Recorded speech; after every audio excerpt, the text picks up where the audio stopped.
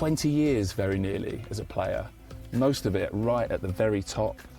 Played over 100 times for your country, won the Euros, won 4 Premier Leagues, won the Champions League, won the Club World Cup. Do you look back and just feel like really satisfied, really fulfilled by what you did? Yes, for sure. That's exactly what I feel when I look back, and I think I've done all I could do during my career. And when I'm here with the kids as well, sometimes the kids, they make me some questions because they saw a game like national team game or Man United game, and then for me it's like an honor, and I feel great when I'm talking about something I've done in my past. So I want to go back even further. 17th of November 1986, the day you were born. I'm not sure how easy or difficult it is for you to talk about, but I know you had a really sort of challenging childhood. Can you tell us a little bit about the life and the world that you were born into? Yeah, the life was, like I said so many times, the life was beautiful for me because in the condition we had, the only things is comes out in the first place is me playing football in our field there in our background, and then all my friends there, many hours during the days without having food or water.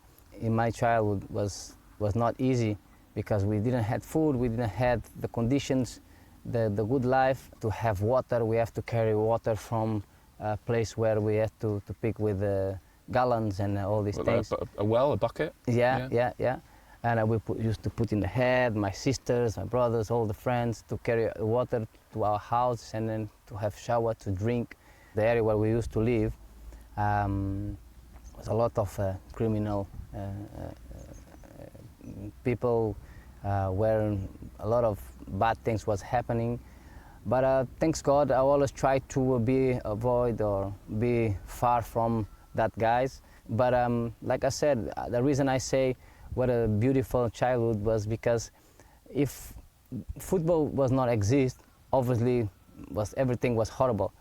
But because of football, I distract myself and always with the ball, always with the good kids who like to do the same thing as me. And that gives us the ability to see the world in a different way and be able to challenge ourselves every single day and give us the courage to dream, to go far and to achieve different things, you know. How did you find those early days and weeks at Manchester United? Because I actually watched back, I don't know if you remember it, your very first press conference. The manager sat in the middle. I think Owen Hargreaves is one side, you're the other side. You're obviously not speaking English at that point. But what did you find? What was most different? What was the biggest challenge? Obviously, I was happy and like anxious to be on the field and play the football. But I was so nervous, so scared, because I didn't understand nothing, the language, and understand. Sometimes the coach was really hard, the accent. Yeah.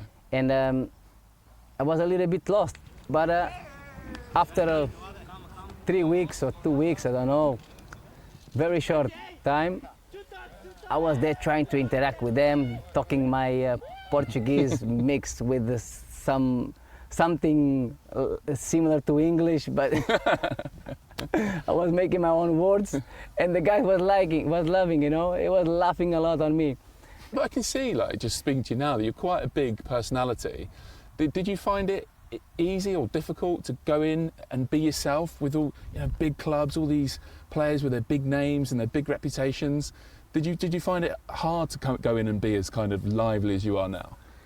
No, in that sense, no, because I never was afraid to be on the field with any other players. With all the respect to the superstars I played together, in my head, I never think about, when I went to the field, never think, oh, this is Ryan Giggs, or this is Rooney, the player who I was seeing him play on TV. Once I arrived to the field, these are my teammates. So I just want to show them what I know. I lost all the respect, in a good sense, you know. No, obviously, the respect between me and the old players was big because I was afraid to talk with them. But with the ball on the feet or rolling, there is no respect. I go, if I have to go contact, physical contact, I go. If I have to take him the ball, I take. If I have to dribble, I dribble.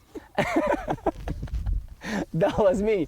So that's why sometimes, for some players, they didn't like me. But the good thing is, after when they understand how was my personality for the game,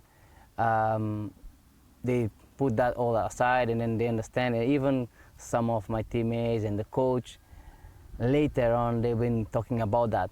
The one thing I love it on Nani was his spirit for the game, the way he see the game, the way when he is inside of the field, he gives 100%. He don't look to the face, he just look for the game. So, yeah. In the early days of your time in Manchester, you lived with Cristiano Ronaldo and you lived with Anderson. What was that like? I think it was for a young player, is the best. Is the best. Live in the house alone, you know, with your teammates. There is no mom, no fathers to tell us what time to sleep. It's all in our responsibility. It was the best times in our life because we had everything. Swim pool, tennis court, ping pong table. I don't remember if we had a snooker. We had a jacuzzi, sauna, everything. And then the best thing was we were like funny guys. We wanted to joke, we wanted to laugh, we wanted to enjoy. We had so much fun competing to each other, but I became very responsible in understanding a lot of things in that time. Do you remember your first Premier League start at Old Trafford, that game against Tottenham? You must do, for the goal you scored. Yes, of course. That game was really beautiful game because he ended up perfectly. When I scored that goal, I saw everything before. Right. When I saw the ball going back, I said, I will catch this ball, I turn and I shoot. And then I did exactly the way I wanted. And then it was perfect. So the emotion was all there. I had to celebrate. Normally I never celebrate in that way. I just do one backflip and that's it. I wanted to do more. This was a lot of backflips. I wanted to do more. Yeah, what a special moment. You think as well, big games and big moments brought the best out in you. I'm thinking back to that first season. You scored in your first game against Liverpool. You scored in your first game against Arsenal and made a couple of assists in that game as well in the Cup. Yeah. And then I think a lot of people, certainly United fans, will remember it was actually you that took the 5th penalty against Chelsea. Obviously everyone will remember John Terry's penalty, but how did you feel as you took yours? It's a little bit pressure. I'll be a lot honest. Bit pressure. It's pressure, but like we are so, in that moment, that was a long season. Playing for that club, you succeed a lot. So we are used to succeed. So you're confident. In that moment, you want to be one of the protagonists. And then when they asked me if I want to take a penalty, of course. I wanted so bad to play that final, but I was in the bench. So when the coach put me that, I think it was 15 minutes, that was not enough for me. I wanted more. So the penalty is something you cannot say no. So it's like you are in the game. So, yeah. And when I moved forward to take the penalty, I saw the big goalkeeper there. The share. I said, where I'm gonna shoot? My God. The goal gets smaller. Yes. And I said, nah, I'm gonna hit strong in one corner. That's my corner, and that's it. And I took it. He almost saved it. Oh my God! But when the ball hit the net, you could see my face when I celebrate. Pure relief. Yes. And it becomes obviously a massive moment because of what follows, the Chelsea misses, your teammate scoring, and suddenly you're a European champion. Yeah. It's this moment I never forget, and it was so special. I was dancing a lot. I was so happy, so happy. I want to fast forward a little bit now. The summer of 2009, because Cristiano Ronaldo leaves, Carlos Tevez leaves. Was that a big moment for you in terms of then having to step up and be a senior player? Yes, I really accept that challenge. We had so many superstars in our team. Obviously, I was not the player who would score the goals, but I was the player who was make the teams going back.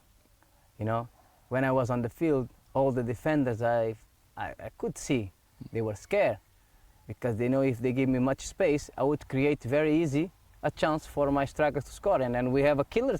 With one good cross, you had Rooney, you had Berbatov, and plenty of good players to be able to score goals as well.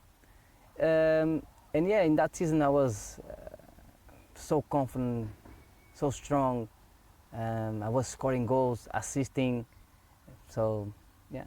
The Arsenal game at the Emirates that season, was that maybe your best in a United shirt? It was a magic moment of me playing in that field, because playing that field was always amazing for me.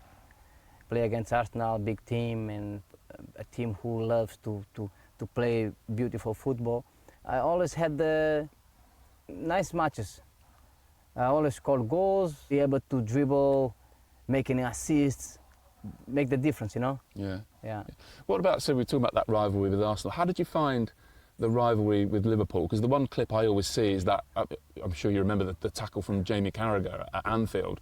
Probably one of those scars on your leg is from It's that still tackle. Still here, look. Is that Carragher? Yeah, not this one, not the behind. Yeah, but because you've talked about almost enjoying the physicality of the league, was that game like another level up, particularly that day? You know, in that game, to be honest, some people been talking like, even teammates make some joke and using the opportunity to make some stories about that game. But to be honest, if Jamie Carragher didn't go to my dressing room in that day to say sorry, all my teammates, they know how I am. The next match, if I catch him, would be a big problem, because I'm a good person. But there is one thing I don't like. I don't like nobody who come with bad intention to me, to my body. But yeah, he said sorry, and I'm a person, always in the first minute I'm crazy, but in the second minute I have the capacity to understand things. The only thing who made me frustrated was not letting me be able to play the game. And then I was so worried in that day, my season was finished. When I see the bone in my leg was open, I could see the bone there. I was frustrated, crying. Now even me, I was like, I'm a little bit, how you can say, ashamed, because after 3 days or 4 days, I had the stitch, but I played the Champions League, because luckily was nothing too serious. But the doctor said, if Nani was 1 centimeter, 2 centimeter, 3 to the side, your leg is broke, and then your season was finished. But yeah, it's part of the game. Sometimes we need to accept. But that was the way I see the game, and then I was playing the game. In general, and I thought this looking at some of your highlights over the past few days, looking at some of the numbers you achieved in your better seasons, do you think you're tougher and better than people in England remember? Do you feel like you're slightly underrated? I don't know. To be honest, there was a time where I felt in that moment, yes, they were not looking to me who I am. They are trying to compare with others. So Do you mean Cristiano, basically? Cristiano, Yeah. and even other players. Yeah. Because there was players from other teams, they were trying to comparing, and then they were giving them the privilege of culture, you know. I remember I deserved better in some seasons. There was votes where we really didn't understand, and even the people from Manchester and my teammates, everyone saw who were doing the things. So particularly, that's probably true of the 10-11 season, where you had 23 goal contributions, 14 assists, 9 goals. You were the best player in the team that won the league, and maybe didn't get the recognition that often comes with that. Exactly, I think so. In some stage of my career in Man United, I could be more evaluated from the Premier League and probably even from the club, because they could put the name and give the power. And sometimes when you have the power with you, you can do even more. You understand? Mm. This is what I learned in football. I need to ask you about the manager, because you talked about arriving and not really understanding his accent. How did that relationship develop over the seasons? No, we had some funny moments, me and Sir Alex Ferguson. Obviously, our relationship at the beginning, we have some moments where my behavior was not the best. Sometimes the manager punished me because I didn't perform the way he was expecting. And one time I remember I missed the penalty, a very important penalty, but in his head I should not took this penalty, and Ryan Giggs was supposed to take the penalty. If I scored that penalty, it was 3-2 for us, and then was everything perfect. But I missed the penalty, and then he came to me and said, "Nani, you're never gonna take penalty in this club." So he talked like everything to me. The hairdryer. You got the hairdryer. And I said, "Sorry, team, I will compensate." That was at the beginning of the season. "I will give you these 3 points back, don't worry." We arrived to, I think, Altrincham, the train station, and we always left the cars there. And then someone was, "Oh, who is going to Winslow? Oh, the gaffer wants you to a drop." And I hear that. I knew he lives close to me. I was saying, no, I'm not gonna say. I'm not gonna open my mouth. And then someone said, "Oh, Nani, you from Winslow?" I said, "Yes."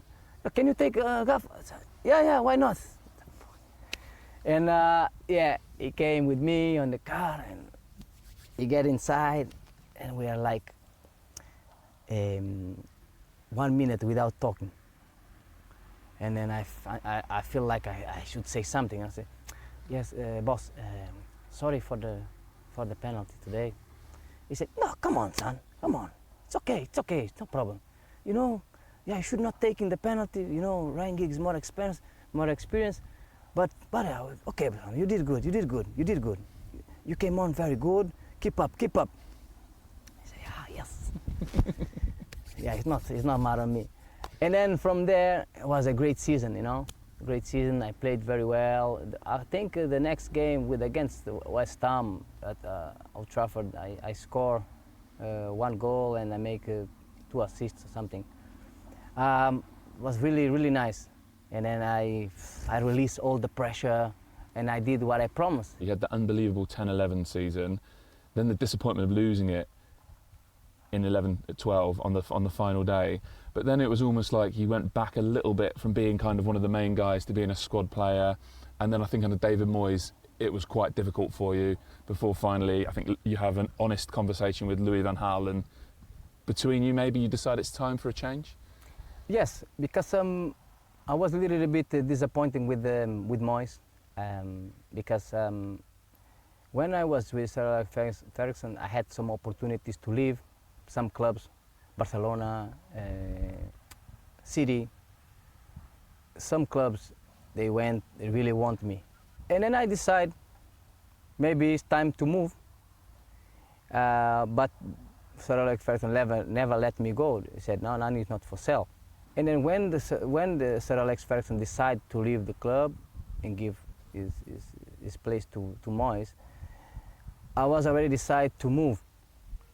And Moyes called me, and he was telling me, "You are very important for us. I want you, I need you, you will be very important with me, you will play, blah, blah, blah, blah, blah." Okay. So I signed a contract with the club. When I signed the contract, I did fantastic pre-season, and then we start the season. Bench. Next game, bench. Next game, bench.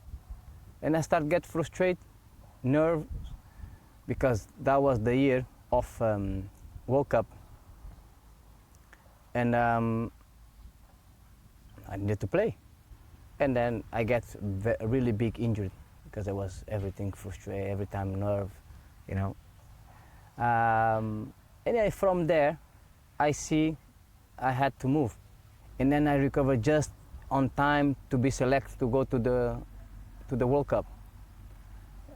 Yeah, and I was lucky to be selected, to be honest.